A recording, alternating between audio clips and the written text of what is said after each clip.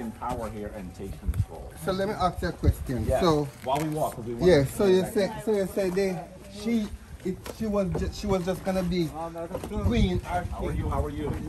She was just gonna be queen for 2 years, right? And yes. She was going to be regent for 2 years. Yes. She was a queen, and then her niece or her nephew, her nephew. Her stepson nephew. Her stepson nephew was too young for become king. So why she didn't give up when he come old enough now? Exactly talk to that as we walk back. That's a good question. And that's what Brother Corey is asking. I was listening to you. You said yes. You said after the 2 years she just decided then like okay. I'm the king. I'm the king. I think I haven't. Now listen. There is nothing. That sounds like a dictating. There's nothing. Stuff, there's nothing that definitively. You don't think so? There's nothing. You're thinking like now. There's nothing that definitively says why she did it. But I think that if we look at her life, you probably have a good reason to understand why she did. I'm going to explain as we move. Okay? All right? You drank some more water? Yeah. Okay. Let's come. You want to say, Majuti? No. Question, comment? A comment, but I wanted you to add to a different aspect of Heru. Right. Her relationship. Hatshepsut. I'm sorry, not Heru. You're making the same mistake I'm making. Yeah. Hatshepsut and what she began to state about her father, who she said was Amen. Yes. Yeah, I want you to. I'm going there. Oh, yes, sir. That's exactly the story I'm about to tell. Let's yes, move. sir. Let's move. Yes. Good to see you. Good to see you. As we walk, let's talk about this. Now listen.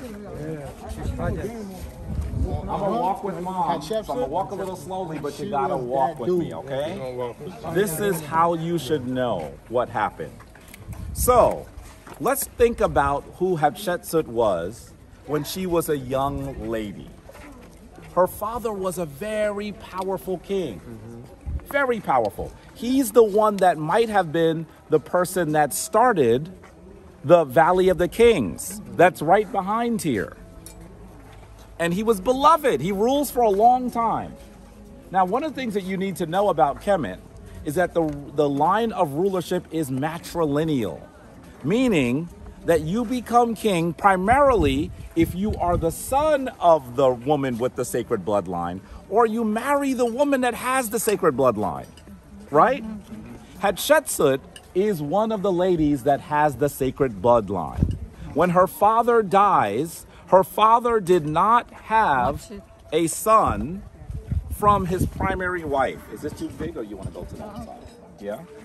Didn't have a son from his primary wife. He had a secondary son from his second wife. So that secondary son was going to become king. But in order to become king, what did he need to do?